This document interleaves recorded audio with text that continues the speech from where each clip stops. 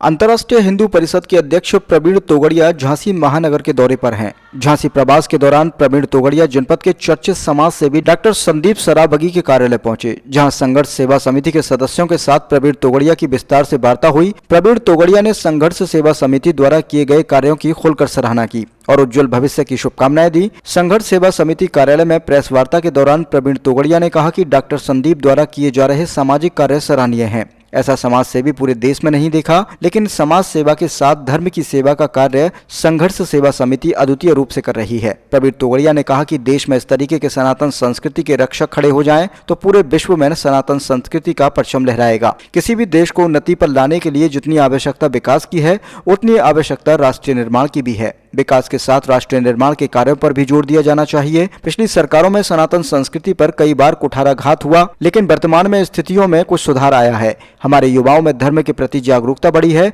धार्मिक मामलों में अब लोग रुचि दिखाने लगे हैं। वर्तमान में महिलाओं के प्रति होने वाले घोर अपराधों के कुछ मामले सामने आए, जिस पर सरकार को कठोर से कठोर कदम उठाना चाहिए और जनता को आश्वस्त कराना चाहिए कि आगे से इस प्रकार की घटनाएं ना हों। हमारा संगठन पूरे देश में 5 करोड़ घरों में जाकर उनकी समस्याओं की जानकारी लेंगे। इसके साथ ही उन्हें हिंदू हेल्पलाइन का नंबर भी देंगे। उन्हें मुफ्त चिकित्सा, मुफ्त अधिवक्ता की सुविधाएं भी देंगे। राम मंदिर के बाद हमारे संगठन का अगला उद्देश्य समृद्ध सुरक्षित हिंदू तैयार करना है। हमने 92,003 स्थानों पर नवरात्र के समय हमने कन्या पूजन, शस्त्र पूजन और चंडी पाठ का भी आयोजन किया है, जिससे लोगों में महिलाओं के प्रति सम्मान जागृत हो एवं महिला भी सशक्त हो सकें। शासन और प्रशासन के साथ हर नागरिक का उद्देश्य होना चाहिए कि वो देश के विकास में योगदान दे। महिलाओं की सुरक्षा तब होगी जब हर नागरिक सड़क पर निकलने वाली हर महिला को अपने परिवार के सदस्य की तरह देखेगा। जिस तरह सरकार ने धारा 370 हटाई है, उसी तरह जनसंख्या नियंत्रण बिल भी लाना चाहिए। अन्यथा एक समय ऐसा आएगा जब हिंदू इस देश में अल्पसंख्यक हो जाएगा और यह देश अफगानिस्तान भी बन सकता है।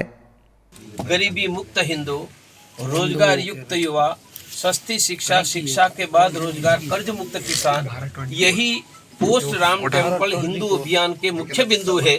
वहां से मैंने प्रारंभ किया और यह करने के लिए हमने संगठन खड़े किए चल रहे हैं। जैसे किसानों को फसल के दाम मिले, इसलिए हमारी राष्ट्रीय किसान परिषद है। सस्ती शिक्षा और शिक्षा के बाद रोजगार के लिए राष्ट्रीय छात्र परिषद है। 22 जनवरी को दिल्ली में उनकी राष्ट्रीय मीटिंग हो रही है। तो यह राम मंदिर आंदोलन तक हमारा पूरा जोर राम मंदिर पर था। मंदिर बनना चाहिए, अब मंदिर बन गया। अब हमारा जोर करोड़ों हिंदुओं का घर, उनकी समृद्धि, शिक्षा, रोजगार, सुरक्षा उन पर है, क्योंकि मंदिर बन गया। अब आगे क्या, तो हर एक हिंदू का घर मंदिर जैसा बने, अर्थात वहाँ शिक्षा मिले, स्वास्थ्य मिले और उसमें मुफ्त में डॉक्टर देना, मुफ्त में अनाज देना, यहाँ तक। और योजना में शुरू करने वाला हमारी चल रही योजना हर एक डिस्ट्रिक्ट में नहीं होगी। जी, हाँ। आपने गरीब मुक्त हिंदू, रोजगार युक्त युवा कहा, क्या गरीब मुक्त भारतीय नहीं होना चाहिए? देखो भाई, मैं निर्लज व्यक्ति हूँ, आप लिख सकते हो। मैं हिंदुओं का नेता हूँ। मेरे संगठन में हिंदुओं के अलावा किसी को प्रवेश नहीं है और मैं हिंदुओं के कल्याण की कामना के लिए मेरा जीवन दिया है। अब मैं कहूँ कि संदीप जी उनका घर के कल्याण की कामना करते हैं, तो पड़ोसी के शत्रु हो गए क्या? तो मैं हिंदुओं के कल्याण की कामना कर रहा हूँ, तो किसी का शत्रु कैसे होगा?